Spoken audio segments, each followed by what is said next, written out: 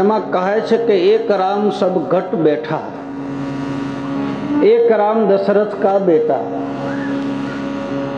एक राम सकल जग व्याप्या અને એક રામ નિરંજન સે ન્યારા. આવા 5 રામ બતાવે છે. પછી કબીર સાહેબ પોતે પણ બતાવે છે કે રામ નામનું સ્મરણ કરવું. એ કયા રામ? તો આગળ હું કથામાં કહીશ કે એ કયો રામ. નિજ નામ જે કહે છે, નિજ તત્વ, એ નિજ નામ કયું? તો પ્રહલાદને નિજ તત્વની ઓળખાણ કરાવી હતી. પ્રજાપતિ દંપતીએ નિજ નામનું સ્મરણ આપ્યું. અને નિજ નામનું સ્મરણ જેને ચાલુ થઈ જાય ને ભાઈ, અને પછી ચારે દિશામાં સિયા રામમય સબ જગ જાની કરહુ પ્રણામ જોરી જુગપાની, પણ એને ચારે બાજુ હરિ દેખાય. જેને નિજ તત્વનો અનુભવ થાય તો. પ્રહલાદજી પોતાના ઘરે આવે.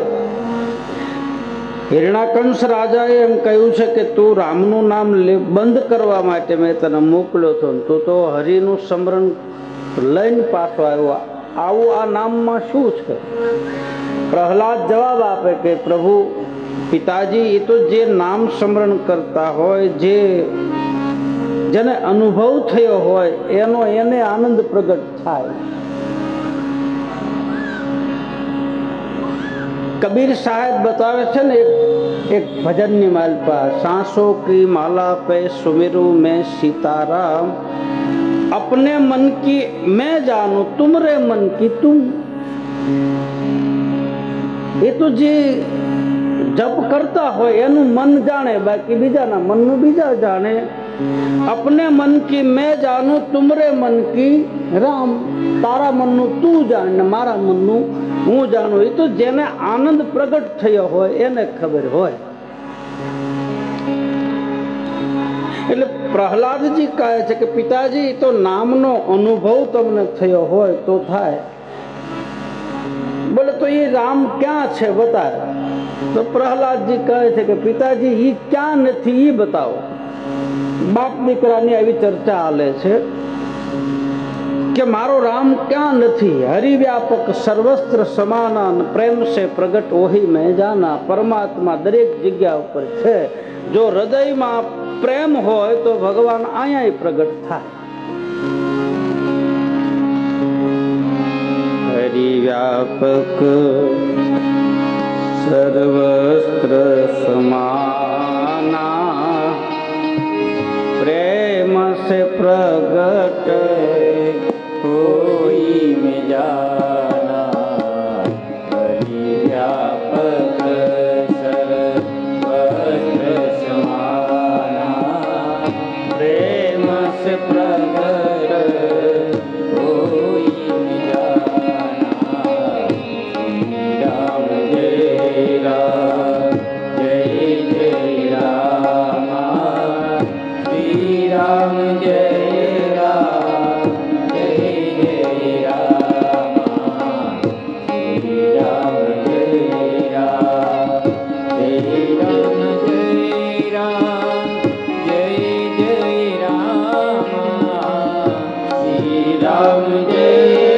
राम जय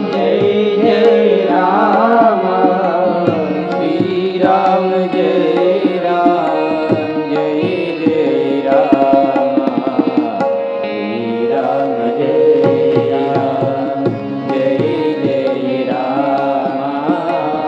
जय राम जय राम, जय जय राम. श्री राम जय राम, जय जय राम. श्री राम जय જગ્યા ઉપર છે. બોલે તો આ લોખંડનો થાંભલો છે, એની અંદર તારા ભગવાન છે. પ્રહલાદ કહે હા છે. કથા બહુ નાની એવી છે, પણ આમાં જે નિચોડ છે ને એ હવે આનો સાર આવે છે. પ્રહલાદજીએ હાથ ઉપાડી દીધી કે મારો ભગવાન આમાં છે, પણ 1 મિનિટ માટે શ્રદ્ધા ડગી ગઈ. એક ક્ષણ માટે અગ્નિનો ધગધગાયેલો થંભ છે, પણ એમાં બોલતા તો બોલાઈ ગયું, પછી શ્રદ્ધા ડગી. આમાં હશે કે નહીં હોય એટલું એક ક્ષણ માટે.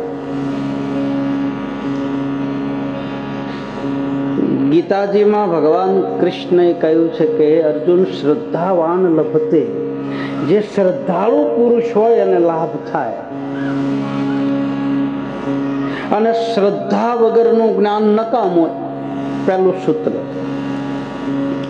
શ્રદ્ધા વગરની ભક્તિ નકામી, બીજું સૂત્ર. અને ત્રીજું સૂત્ર બતાવે, શ્રદ્ધા વગરનું દાન નકામું.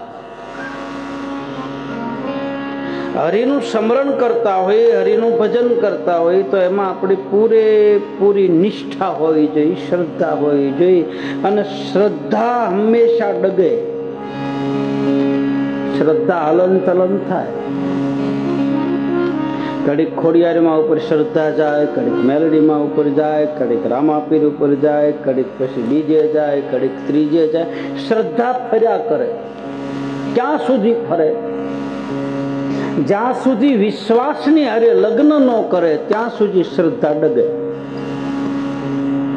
વિશ્વાસની હારે પરણી જાય પછી શ્રદ્ધા ડગતી નથી. ભગવાન શંકરની હારે ભવાની પરણી ગયા તો ભવાની એ શ્રદ્ધા છે, અને ભગવાન શિવ એ અડગ છે, ભરોસો છે, વિશ્વાસ છે. જ્યાં સુધી વિશ્વાસની હારે લગ્ન નહોતા થયા ત્યાં સુધી દક્ષની દીકરી ત્યાં અહીંયા જન્મ લીધો ને અહીંયા જન્મ લીધો ને અહીંયા જન્મ લીધો ને એમ કરતા કરતા એમ કહે છે કેટલાય અવતારો થયા અને પછી શિવની સાથે વિવાહ થયા ત્યારે એની શ્રદ્ધા પરિપક્વ થાય. વિશ્વાસની હારે જોડાણ થઈ જાય, વિશ્વાસની હારે શેડા શેડી બંધાઈ જાય. એટલે પ્રહલાદજીની શ્રદ્ધા ડગી અને ભગવાને એ જ વખતે એ સ્તંભ ઉપર એક લાલ કીડીની હાર બતાવી અને પ્રહલાદે નક્કી કર્યું કે જો કીડીને બચાવતો હોય તો મારો પરમાત્મા થાંભલાની માલપા છે. આવી પાછી શ્રદ્ધા પાછી અડગ બની ગઈ. 1 મિનિટ માટે ડગીને પાછું એક ક્ષણ માટે બાકી આમ અડગ થઈ ગઈ. અને હિરણાકંશે કહ્યું કે તારો ભગવાન આમાં હોય તો થાંભલાને બથ ભરે. કહે છે કે પ્રહલાદજીએ થાંભલાને બથ ભરી અને કહે કે થાંભલો ફાટ્યો અને એમાંથી ભગવાન નરસિંહનું પ્રાગટ્ય થાય. અને વિકરાળ રૂપ ધારણ કરેલું 9 રૂપ ધારણ કરેલા છે. અને હિરણાકંશને ખોળામાં લીધો, પોતાના હાથના નોરથી હિરણાકંશની છાતી ફાડી અંદરથી દિવ્ય તેજ નીકળી અને ભગવાનની અંદર સમાયું છે. ભગવાન નરસિંહનો ક્રોધ શાંત થતો નથી. લાલ ટોળ આંખો છે. બધા દેવતાઓ ભેગા મળી નરસિંહ ભગવાનની સ્તુતિ કરે છે, પ્રાર્થના કરે, છતાંય ભગવાન શાંત થતા નથી. અને એમાં દેવતાઓએ કહ્યું છે કે પ્રહલાદને કહો, કારણ કે ભક્ત જો ભગવાનની સ્તુતિ કરે તો પરમાત્મા શાંત થાય. અને પ્રહલાદજીએ હાથ જોડી અને કહ્યું છે કે હે પરમાત્મા, હે પરમ પિતા પરમેશ્વર, મારા પિતાને તમે સદગતિ આપનાર, હે પ્રભુ આપનો ક્રોધ શાંત કરો, શાંત કરો. ત્રાહિમામ શરણાગતિ કહી અને પ્રહલાદજીએ ભગવાનના ચરણની અંદર લાકડી પડે એમ દંડવત પ્રણામ કર્યા છે. પ્રહલાદજીએ ભગવાનને સોનાના સિંહાસન ઉપર બેહારી અને એ વખતે સતયુગની માલપા રામદેવજી મહારાજના જે આ પાઠ છે ને એ સતયુગની માલપા આ પ્રથા હતી એવું મેઘ ધારવો બતાવે કે પહેલો આ જગન રસ્યો પ્રહલાદને દરબાર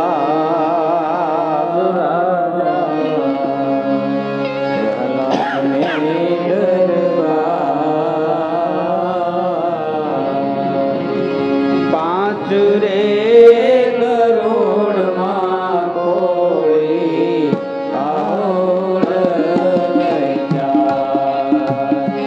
5 કરોડમાં કોઈ આવડ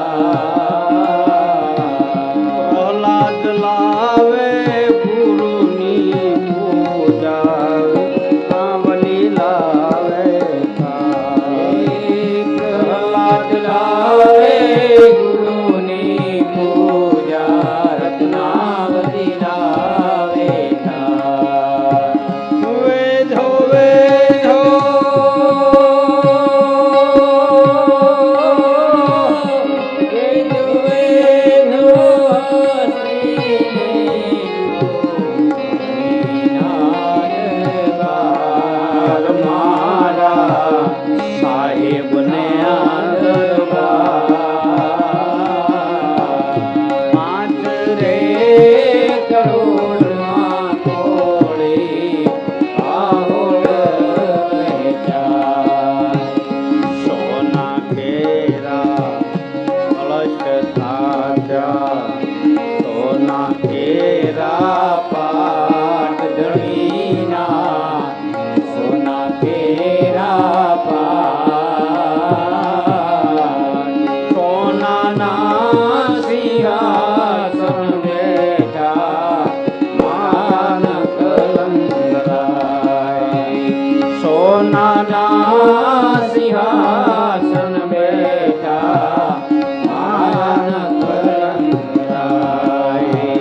સતના બેલે રમના ધોરી વાય કે જાય ધણીના, વાય કે જાય.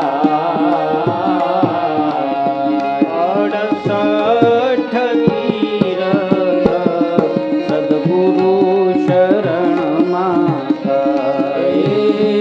68 તીરથ સદગુરુ ચરણમાં જાય. 68 તીરથ સદગુરુ શરણમાં થાય. 68 તીરથ સદગુરુ ચરણમાં થાય. આદિનાથ તે દિવસે પંડિત હતા, ગણપતિ કોટવાળ હતા. આની પાછળ આધ્યાત્મિક અર્થ એ થાય છે. કોટવાળનો અર્થ થાય છે ગોવાળ, કોટવાળનો અર્થ થાય છે ધ્યાન રાખનાર, કોટવાળનો અર્થ થાય છે ગોવાળી કરનાર. આખા ગામની ગાયોના ધણને ગોવાળ ભેગું કરે ને હાંકલો કરે ને એની પાછળ આખું ધણ જાય. એમ કોટવાળની જવાબદારી છે કે એની પાછળ આખો પરિવાર ચાલે. એક આંકલો કરે ત્યાં ધ્યાન રાખનાર. 5 કરોડ જીવ તર્યા તો બતાવે છે કે પંચ ભૌતિક શરીર, 5 વસ્તુની બનેલી કાયા. રામચરિત માનસની કથાનું પ્રમાણ ક્ષિતિજલ પાવક આ ગગન સમીરા અન પંચ રચિત અધમ શરીરા. ક્ષિતિજલ પાવક ગગન સમીરા અન પંચ રચિત અધમ શરીરા. 5 વસ્તુથી બનેલી કાયા. એટલે જ ગતગંગાની ઉપાસના કરનારા મહાપુરુષો જ્યારે પાઠ મહિનાની માલપા જ્યારે જાય પાઠ પરંપરામાં, એ વખતે હામાં પંજા મેળવે છે. એકાબીજા ગતગંગા ભેગી થાય તો પંજા મેળવે. પંજા મેળવ્યા પછી અંગૂઠો પકડે. એનો અર્થ એ પણ થાય છે, હમણાં જ મારે આ ચર્ચા થઈ લાઠીમાં જઈને, કે આ મને ખબર નહોતી, પણ લાઠીમાં હજુ હું આ કથા પૂરી કરીને આવ્યો પ્રમ દિવસે, અને ત્યાં મારે ચર્ચા થઈ હતી. અમે મારા ઉતારે બેઠા હતા. ત્યાં મને કે બાપુ આમાં એક નવીન મને જાણવા મળ્યું. મેં કીધું શું? બોલે પંચભૌતિક શરીર તો છે, પણ ગતની ઉપાસના કરનારા પંજા શું કામ મેળવે? મેં કીધું એ મને બહુ ખબર નહીં. બોલે કે બાપુ આનો અર્થ એ થાય કે પંજા મેળવે તો પંજા મેળવવાનો અર્થ એ થાય છે કે પંચભૌતિક શરીરમાંથી પછી અંગૂઠો પકડે, અને અંગૂઠો પકડીને બતાવે છે કે આ બ્રહ્મ તત્વને તું પકડજે, એટલા માટે અંગૂઠો પકડે. મેં કીધું હાચી વાત. આનું પ્રમાણ તો પ્રમાણ એને સવારામ બાપાનું આપ્યું કે અંગૂઠો મરડી મેં પીયું ને બહુ જ્ઞાની પુરુષ હતો સંસારી, નિજ ધર્મને વરેલો હતો. એટલે મારી યાર ચર્ચા થઈ. બાપુ આવું બતાવે છે. અંગૂઠો મરડી મારા પીયું ને જતા, ગોરી તન શેની આવે આડું જાય અવળું રે જાય નંદલ લે આર્યું રે નંદલ લે આર્યું લેર્યું નહીં લે આર્યું એટલે પંચભૌતિક શરીરનો અર્થ પંજા મેળવ્યાનો અર્થ એ પણ થાય અને આપણે આ પાડવી પડે જરૂર. આ આંગળી છે અને આ જીવ કહે છે અને તમોગુણ કહે છે અને રજોગુણ કહે અને સત્વગુણ કહે અને અંગૂઠો બ્રહ્મ છે એવું પતંજલિ મહારાજ યોગ શાસ્ત્રમાં પણ બતાવે છે. અને આ જીવથી જ બધું આમ કર્યા કરે કે આ આપણું ઘર છે, આ આપણું મકાન છે, આ છોકરાની વહુ છે, આ બંગલો છે, આ ગાડી છે, એ આ આંગળી જ કીધા કરે. બીજી આંગળી કે ન બતાવે. કઈ પણ વસ્તુ જીવની હોય તો આ આંગળી મારું મારું કર્યા કરે, આ મારું છે, આ મારું છે, આ જીવ છે.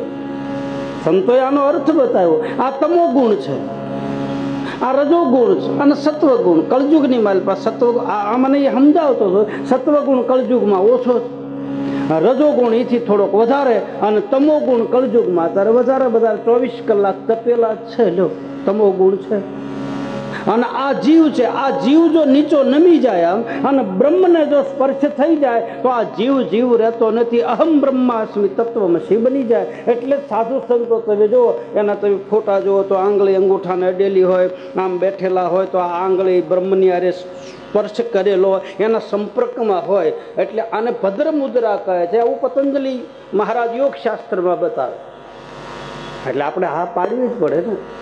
આની મારી પર ઘણું આવું સંશોધન નીકળે.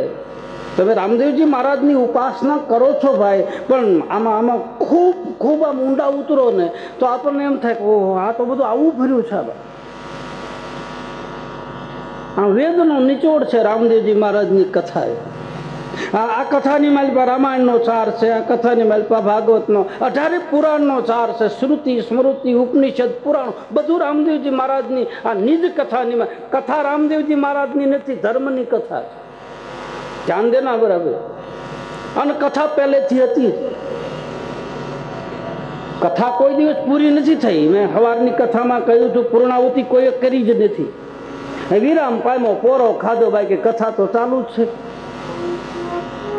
કથા તો હરિની ચાલુ છે. બેહવા વાળા બદલતા ગયા અને સાંભળવા વાળા બદલતા ગયા. બાકી કથા તો રામા અવતારથી નહીં, સતયુગથી કથા તો ચાલી છે. ગંગાની ધારા જેમ ચાલુ છે એમ કથા ચાલુ. આપણે નહીં હોય તો કથા છે. આ ગાદી ઉપર હું આજ બેઠો, કાલ બીજા બે. ગાદી તો ધર્મની છે. આની ઉપર બેહવા વાળા બદલતા ગયા અને સામે સાંભળવા વાળા બદલતા ગયા. બાકી પોથી એની રહી, કથા એની રહી. કથા તો પહેલેથી છે. પછી રામકથા, શિવ જે યુગમાં જુદું જુદું નામ દીધું. ત્રેતા યુગમાં આને રામકથા કીધી. ભગવાન શિવના વખતમાં આને શિવ કથા કહી. દેવી પુરાણ વખતે આને દેવી ભાગવત કીધું. જે યુગમાં જે દેવતાઓ હતા એને મોર રાખીને એના નામના ગુણગાન ગાયા. એને એવા ભક્તિ છે એક જાતની. ખેર જે હોય તે 5 પીપળીની શોભા અત્યારે હાલમાં 5 પીપળી છે. 1,80,000 ફકીરોને લઈ અને રામદેવજી મહારાજ ધર્મની ચર્ચા ફકીરોની સાથે કરે છે કે ધર્મ એક છે, એમાંથી જુદા જુદા ફાટા પડ્યા છે. કોઈ રામને માને, કોઈ શિવને માને, કોઈ કૃષ્ણને માને, કોઈ અલ્લાહ કહે, કોઈ ખુદા કહે, કોઈ ગોડ કહે, બાકી પ્રકાશ તો એક હરખો છે. આ ઈ વખતના જે મહાપુરુષો હતા ને એને કાંઈ કોઈની અરે વાંધો હતો નહીં. એ બધા એક થઈને રહેતા હતા. આ ત્યાર પછી બધા વાડાબંધી થવા માંડે ને ખોટા ખોટા ફતવા બહાર પાડવા માંડ્યા ને આમ થવા માંડ્યું ને તેમ થવા માંડ્યું. બાકી એ તો બધા હારે બે હતા. રામાપીરના મુસલમાની શિષ્યો હતા. એ વખતે અજમેર ખાજા પીરની દરગાહના મહંત એટલે એના પૂજારી કતીફશા નામના ફકીર અને એમના ઘરેથી હુરબાઈમાં એ રામદેવજી મહારાજના નિજાર ધર્મની માલપા પાટે બેહી અને રામાપીરની પાસે દીક્ષા લીધેલી. કતીફશા ફકીરે અને હુરબાઈમાં. એટલે બધા એકના એક છે.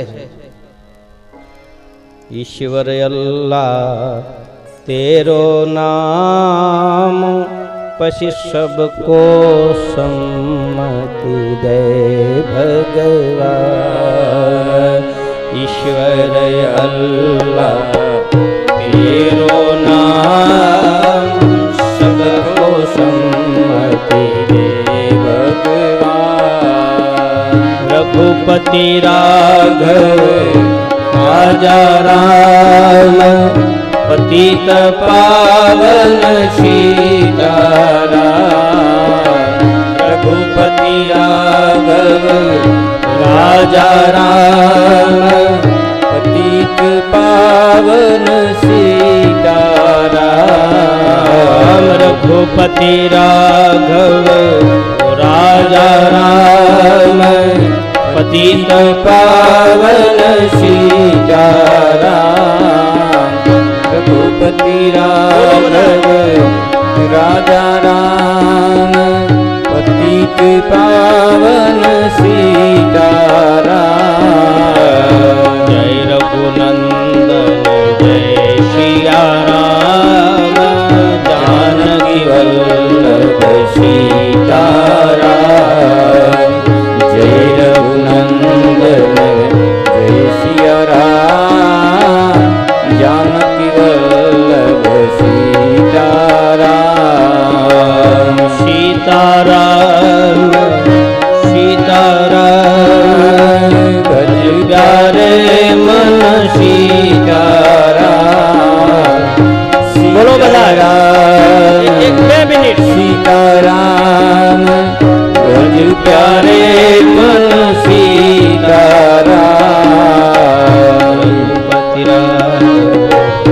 રાજા રામ પતિત પાવન સીતારામ રઘુપતિ રાઘવ રાજા રામ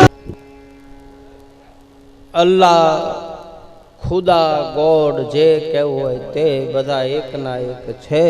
મારો કહેવાનો ભાવાર્થ 1,80,000 ફકીરોની સાથે રામદેવજી મહારાજે ચર્ચા કરી છે.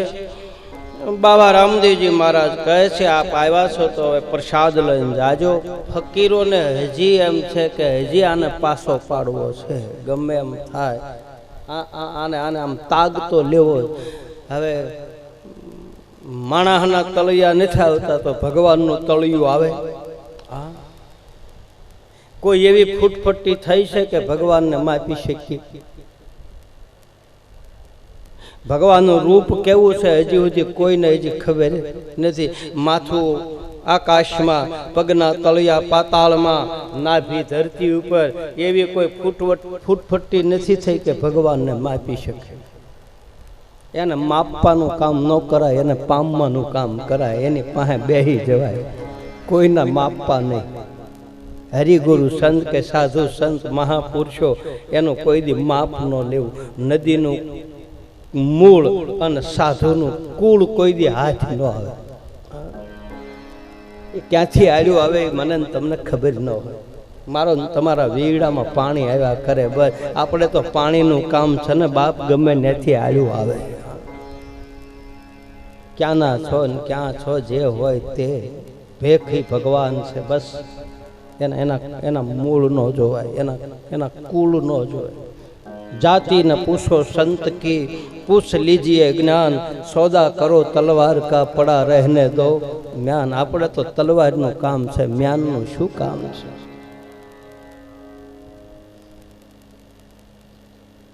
ફકીરોએ નક્કી કર્યું ગમે એમ કરીને રામદેવને પાછો પાડવો. આની કીર્તિ મેં પહેલા તમને કહ્યું, આ ભક્તિના માર્ગમાં આ બધી બાધાઓ ઊભી થાય. તમારું બહુ માન વધવા માંડે ને તમારી બહુ કીર્તિ ફેલાવવા માંડે ને એટલે તમારામાંથી કોક તમારી નવી વાતો ચાલુ કરશે. આ ખબર ન હોય, સપનામાં ખબર ન હોય ને એવા ફણગા બહાર ફૂટે. હવે આપણને ખ્યાલ ન હોય ને એવી વાતો થવા માંડે. લ્યો કાંઈ ખબર ન હોય. તબલાવાળા ભાઈ આમ કહેતા હતા, ભાઈ અમારે સિરાજભાઈ આમ કહેતા હતા, સિરાજને કાંઈ ખબર ને? ના બાપુ મેં તો કાંઈ બોલ્યો નથી, મને નથી ખબર. નોખા નોખા ફણગા ફૂટે. સાધનાના માર્ગમાં વિઘન છે, ભક્તિના માર્ગમાં 5 પ્રકારના નિયમ બતાવે છે. ભક્તિના માર્ગમાં ધ્યાન રાખજો બધાએ, માતાઓ, વડીલો, ભાઈઓ, બહેનો. ભક્તિ કરવી હોય એને 5 પ્રકારના વિઘન આવશે. વિઘન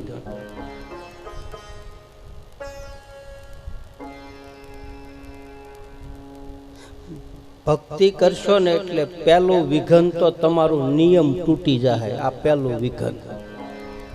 તમે કોઈ પણ નિયમ લેહો અને નિયમ તમે જાહેર કરશો એટલે તમારું નિયમ પહેલા તૂટશે. આપણે ન તોડવું હોય ને તો જગત તોડાવી નાખશે. હવે તમે આવ્યા છો તો ખાઈ લ્યો ને પી લ્યો ને હવે જાવ દો ને હવે આવ્યા છો ખાવું પડે. એના બદલે તમે નાળિયેર વધેરી નાખજો, માતાજીની મોર પગે લાગી લેજો, તમારા હાથના હમી 2 દીવા કરી નાખજો, પણ તમે નિયમ તમારું તોડો. ભક્તિના માર્ગમાં પહેલું પગથિયું છે નિયમ. અને એ નિયમ જાહેર થઈ જાય એટલે જગત તોડાવશે. કોકની હાટું થઈને તોડવું પડે. આપણે ન તોડવું હોય તો ન તોડો તો સામે વાળાને દુઃખ લાગે કે અમારા ઘરે આવ્યા ને અમારા ઘરે આમ કર્યું ને તો એને કાંઈ ખાધું નહીં, એને કાંઈ પીધું નહીં, એને તો કેટલું માન નહીં. પણ એના નિયમ એ સાધુ સંત મહાપુરુષો કોઈના નિયમ તોડાવાય એવું ન કરવું. એને પગે લાગી લેવું, કશે બાપ તમારા નિયમ છે, અમારે કઈ વાંધો. કારણ કે આપણે જેટલું એનો નિયમ તોડાવી, એને ઘરે બોલાવ્યા હોય ને એનો નિયમ તોડાવી, એક બાજુ પુણ્ય મળે ને એક બાજુ પાછું પાપ લાગે.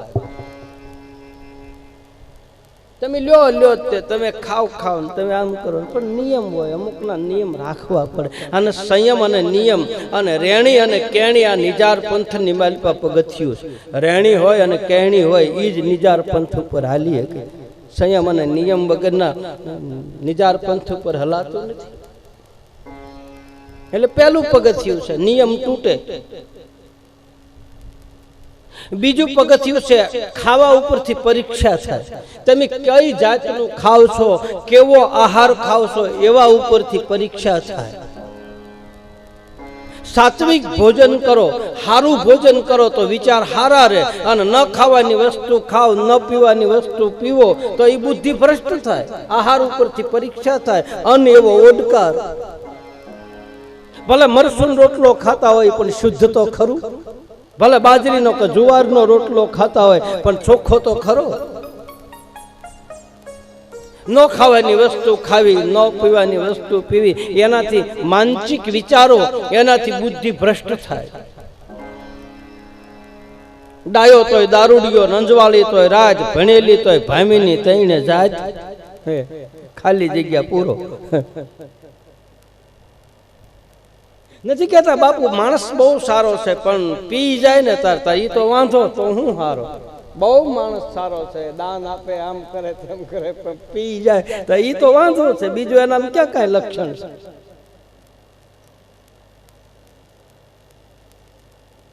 આહાર શુદ્ધ રાખો, પાણી શુદ્ધ રાખો, પાણી હારું હંમેશા ચોખ્ખું રાખો. પાણી હારે એક ગોળાની આમ તળિયે એક ઇંચની લીલ બાજી ગઈ હોય ને, જેનું પાણી હારું ચોખ્ખું હોય ને એનું ઘર હંમેશના માટે ચોખ્ખું જ હોય. પેલા માણસની નજર પાણી હારે જ પડે. ઘરમાં ભલે કાંઈ ન હોય, ગોળો ઉજળો રાખો. અને જેના ગોળા ઉજળા હોય ને બાપ, જેનું પાણી ઉજળું હોય ને એનું આખું જીવન ઉજળું જ હોય. એમાં અમુક ને તો આમ થર બાજી ગયા હોય મેલના. વાણી અને પાણી શુદ્ધ રાખો. પાણી શુદ્ધ રાખવું. પાણી પીવો ચાંદ કે, ગુરુ કરો પહેચાન કે. પાણી પીવો ગળીને અને ગુરુ કરો જોઈને. અને ગુરુ કરી લીધા પછી માલપા છિદ્રો ન જોવો. ગુરુ કરી લીધા પછી માલપા છિદ્રો જોવે તો એ જીવને બહુ પાપ લાગે છે.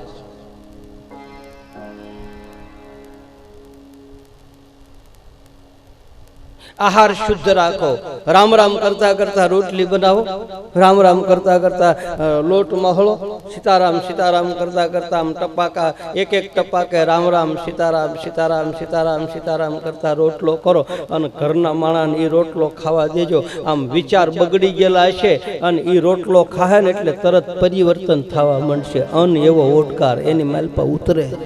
અખતરો કરજો ને માતાજી, ગાડું બોલતા બોલતા ઘરના માણસને રોટલી દેજો. લ્યો 3 દી દેજો. ત્રીજે દી એમ કે કેમ તમે આવા થઈ ગયા, એ તારી રોટલી નો પ્રતાપ. હા, એને કરી હારો જ હતો. એવા ભાવથી તમે ભીતરમાંથી એવા ભાવ પ્રગટ કરીને તમે રસોઈ બનાવો, હારા ભાવથી, તો હારા જ વિચારો આવે. ગલત વિચારોથી એવા દાજમાં રોટલી બનાવતા હોય તો ઓલો ખાતા ખાતા દાજ કરે, આમ આમ આમ દાંત ભીંચતો થાય, મીઠું નથી, તારામાં નથી, રોટલામાં નથી, તારી માએ તારામાં નાખ્યું નથી, ત્યાંથી મૂકે. બહુ મોટો આપણો બહુ મોટો જીવનની માલિકા બહુ મોટો આધાર છે રોટલો, આહાર, અન્ન એવા મન થાય. તમે જો એના હું તમને દાખલા આપું. ગંગા દ્રૌપદીની લાજ લૂંટાતી હતી ભરી સભાની માલિકા ભાઈ.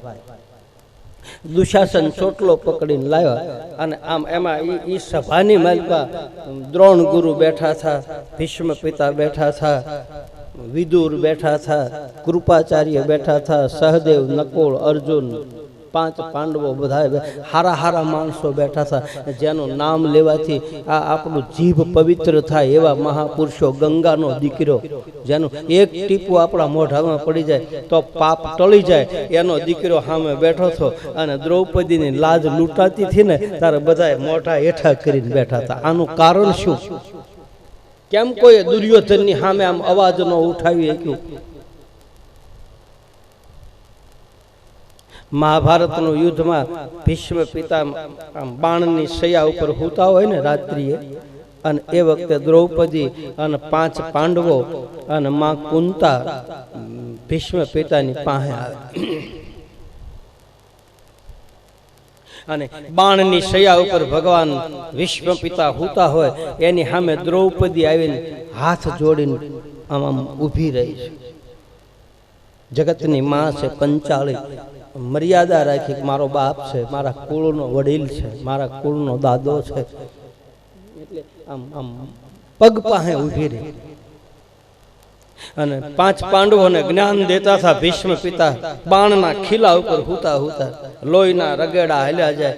એ વખતે દ્રૌપદી હાથ જોડીને પૂછે છે, બાપા તું મારા કુળનો બાપ છો, વડીલ છો, અમારા કુરુકુળનો મોટો થાંભલો છો, મર્યાદા તૂટતી હોય ને તો માફ કરજે. માથા ઉપર ઓઢણું ઓઢી અને આ પાંચાળીએ પ્રશ્ન પૂછ્યો કે જેથી મારી આબરૂ જાતી હતી બાપ, તેદી તારું જ્ઞાન ક્યાં ગયું હતું? તેદી આ તને પ્રગટ કેમ ન થયું? દ્રૌપદી રોયા છે, ભીષ્મ પિતાના પગ પાસે માથું રાખી.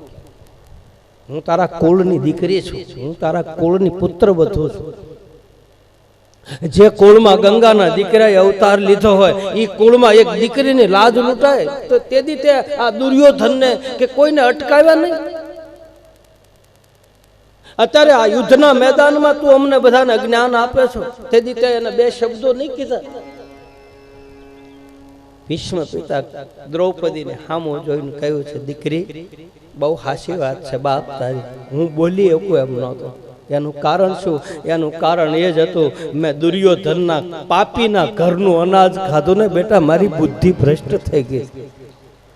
હવે વિચાર કરો, એક ગંગાના દીકરાને એક પાપીના ઘરનું અનાજ ખાવાથી, એવા કુપાત્રનું અનાજ ખાવાથી જો વિચારો ફરી જતા હોય તો મારા તમારા વિચારો ફરી જાય કે ન ફરે? એટલે કહે છે ચોખ્ખું ખાવું, આહાર શુદ્ધ રાખો.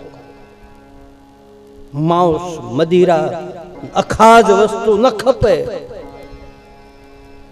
અને જ્યાં અખાજ વસ્તુ થાય, રામદેવજી મહારાજ કહે છે મારી સામે બેઠા પછી કોઈ અખાજ ન ખાતા, મારી સામે બેઠા પછી કોઈ ગલત કર્મ ન કરતા, મારી સામે બેઠા પછી પીવા હોય તો ગુરુગમના પ્યાલા પીજો, બાકી આ પ્યાલા કોઈ દી પીતા ને જે જગ્યાએ આવું થશે ત્યાં મારો વાસ નહીં હોય, હું નહીં હોઉં. ભલે મંદિર ભલે ખડક્યા હોય પણ એમાં મારી ચેતના નહીં હોય. મારી ચેતના તો ભલે કપડાનો ઘોડીલો હોય અને બાજોઠ ઉપર ભલે લીલું લુગડું પાથર્યું હોય કે કેસરી કપડું પાથર્યું હોય, ભલે ઘીનો દીવો ન કરે, ભલે તેલનો દીવો કરે, ભલે હોનાનો ધૂપિયો ન હોય, નળિયામાં દેતવાનો ધૂપ કરે ને એના ધૂપના ધુમાડે હું આવીશ. રામદેવજી મહારાજ કહે છે.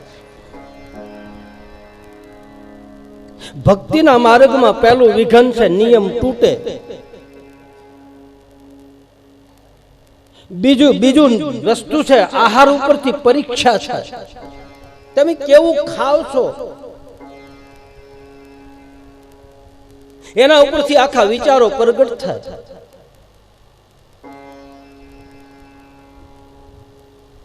અને ત્રીજું વિઘ્ન છે દેવતાઓ વિઘ્ન નાખશે. તમે જેમ જેમ આગળ જાઓ એમ દેવતાઓ તમારા ઉપર વિઘ્ન નાખશે. એ તમને બેહવા નહીં દે, આળા ચડાવશે, બગાહા આવશે, ઝોલા આવશે. આમાંય ઘણા ખાય છે, અહીંયા બેઠા બેઠા ઝોલા ખાય છે. અને તમને ઊંઘ ન આવતી હોય તો હજી 2-3 દી બાકી છે, આમાં આવીને હુઈ જાજો. હું હાલા ગાઉં ને તમે હુઈ જાઓ, કારણ કે ઘરે હળગે છે, ત્યાં ઊંઘ નહીં આવે.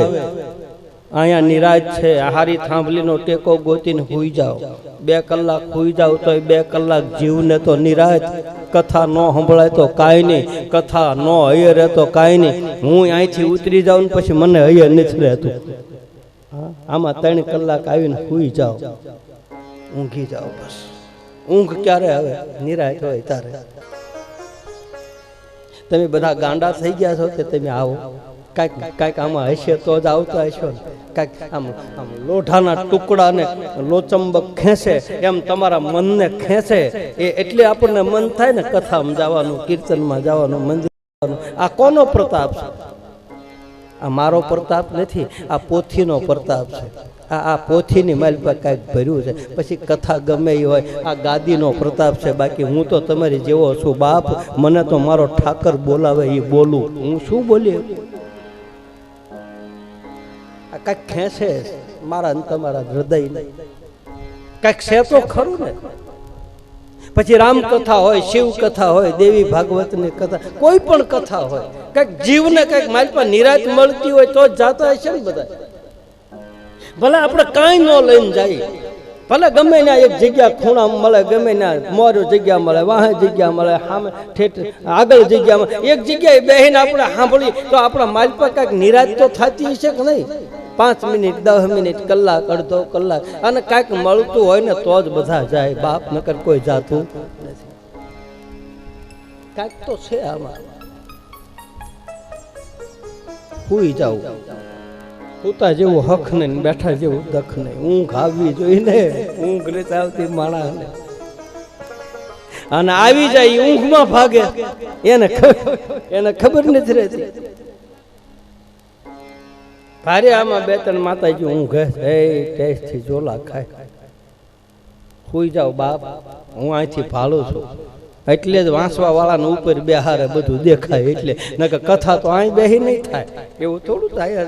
એનું ધ્યાન, તમારું ધ્યાન બધા એનું, મારું ધ્યાન તમારે બધાને રાખવાનું. અને તમારા બધાનું ધ્યાન મારો 12 બીજનો ધણી વાહે બેઠો નહીં રાખે. તમારું ધ્યાન બધાનું પોથી પાસે. અને આ એક ધ્યાનથી સાંભળતા હોય, એક ધ્યાનથી જેને નિરખતા હોય ને, એને બાપ ઊંઘ આવી જ જાય, એને સમાધિ લાગી જ જાય. આ વગર કુંડલીની શક્તિ જાગૃત કરે સમાધિ લાગે. સમાધિ એટલે હું સુઈ જાય એ સમાધિ. બાકી બીજી કાંઈ સમાધિ, ઊંઘમાં કાંઈ ખબર ન હોય, સમાધિમાં કાંઈ ખબર ન હોય, નિરાતે ઊંઘી જાય એનું નામ સમાધિ. નથી કહેતા સમાધિમાં સુઈ જાય એ માણસ સમાધિમાં હોય. કારણ કે સમાધિ ચડાવનારને તે ક્યાં હોય એ ખબર ન હોય, ને ઊંઘમાં એ માણસ ક્યાં હોય એ ખબર ન હોય. સમાધિમાં વ્યક્તિ પડી જાય, આમ કુંડલીની શક્તિ જાગૃત કરીને પ્રાણવાયુ ઉપર ચડી જાય તો આમય પડી જાય. તો પથારીમાં આમ ગોદડું હોય તો આમ થઈ જાય. સવારે તેમ જો સાસર પૂર્યા હોય એમ સોકડી થઈ જાય. બોલો ભૂવો ચારે કોઈ સાસર પૂરે, ગોદડું આમ હોય અને આમ હૂતો ચોકડી લાગી જાય.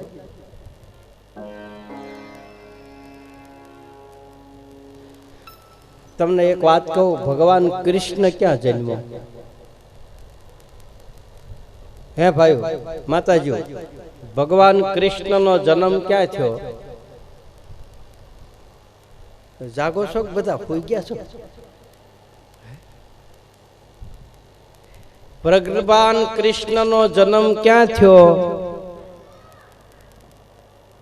જૂનાગઢમાં કે મથુરામાં? મથુરામાં થયો ને. દિવસે જન્મ થયો કે રાતે? તમે જવાબ દો. રાતે. હા બસ. શીતળા આઠમ નદી થયો કે ગોકુળ આઠમ નદી? આઠમ નદી થયો ને.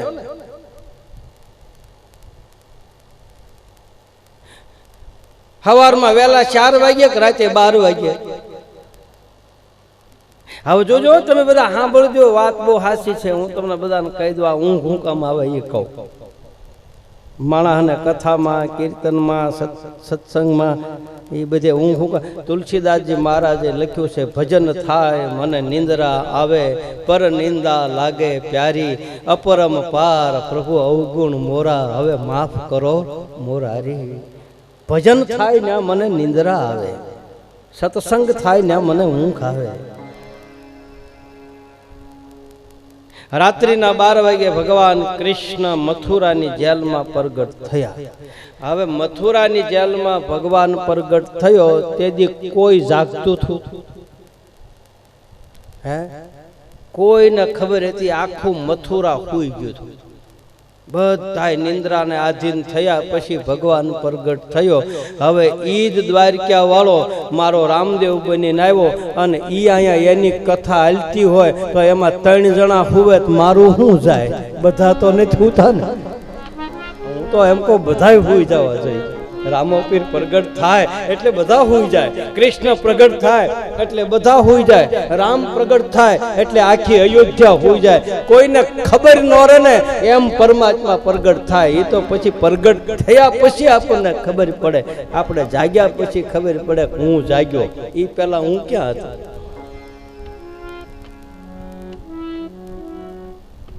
એટલે ત્રીજું વિઘ્ન છે.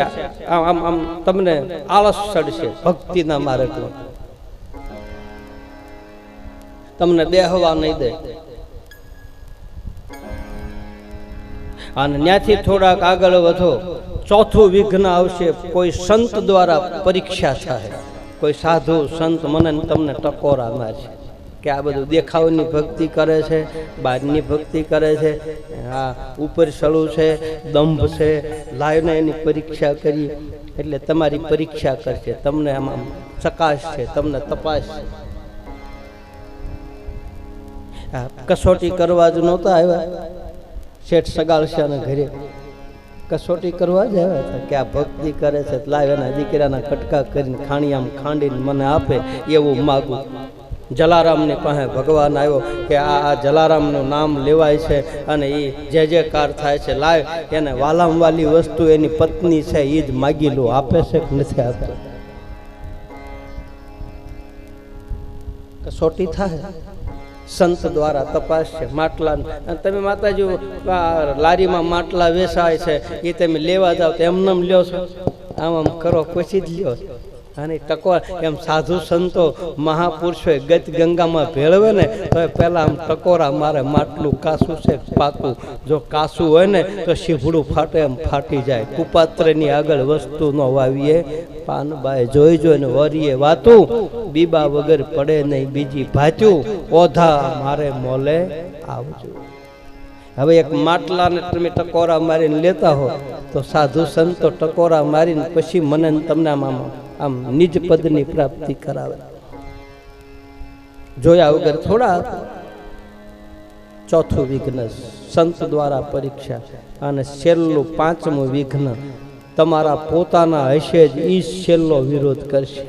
આ 5 વિઘ્ન આવે છે. તમે પ્રતિષ્ઠા, આબરૂ, તમારી ઇજ્જત, તમારી નામના, તમારી કીર્તિ, તમે ભક્તિના માર્ગમાં જેમ જેમ આગળ વધશો એમાં 5 વિઘ્ન આવશે. છેલ્લું વિઘ્ન પોતાના જ પોતાને મારશે. આ છેલ્લું વિઘ્ન મારી નાખવાના ઉપાય થાય.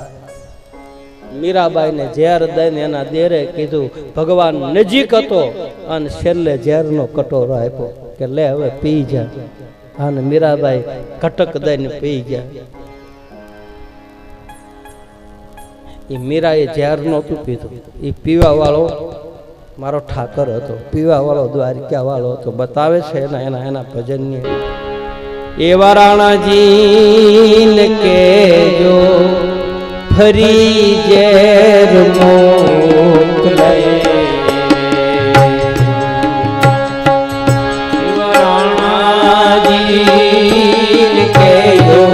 ફરી ઝેર મોકલે. મીરાબાઈ કરે છે મનવા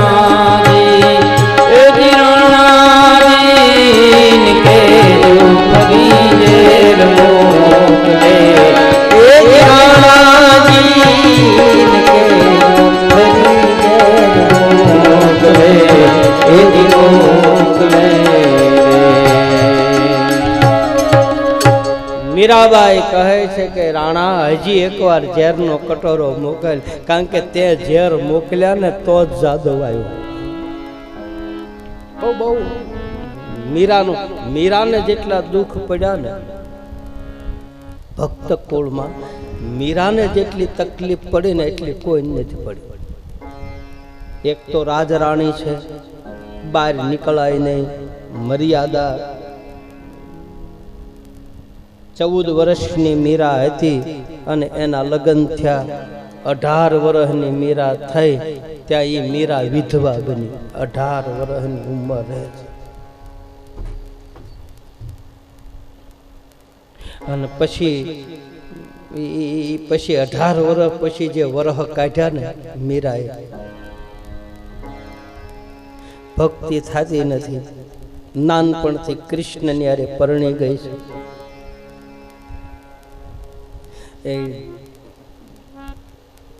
નાગના કરંડિયા મોકલ્યા, કહે કર્યું, પણ કૃપા હોય ભગવંતની તો એનો બાલ વાંકા કરી શકે ને કોઈ. જેના માથે હરિની કૃપા હોય ને ભાઈ, એને કોઈ કાંઈ કરી શકતું નથી. જેના માથે ગુરુ અને ઠાકરનો માથે હાથ હોય છે,